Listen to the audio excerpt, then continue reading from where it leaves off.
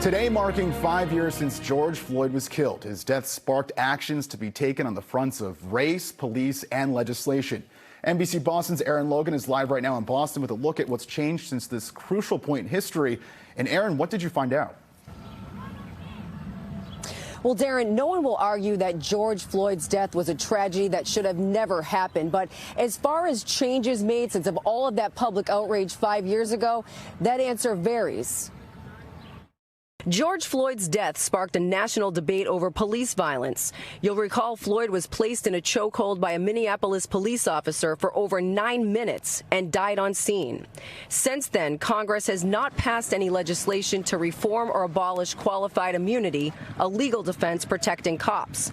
Massachusetts Congresswoman Ayanna Pressley has been working on a series of bills that she says will help build a fair, equitable, and just legal system and improve police accountability. She says on the anniversary of Floyd's death, we owe it to George, his family, and everyone killed at the hands of law enforcement to continue governing like lives depend on it and building a more just America where everyone can thrive and live free from fear. Former homicide detective and law enforcement expert Brian Foley tells NBC 10 it sickens him to think of how Floyd's life ended, and he's noticed a difference in policing since. It sparked really a lot of change. Again, a lot of accountability bills that went across to law enforcement that I think went too far but overly affected the morale. But you'll see the pendulum self-correct.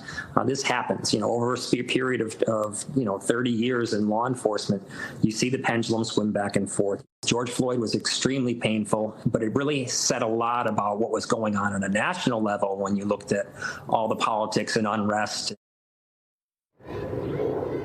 Foley says he does not believe the Trump administration's push to do away with diversity, equity, and inclusion will have an effect on how police do their jobs. Others strongly disagree. Live in Boston tonight, Aaron Logan, NBC 10 Boston.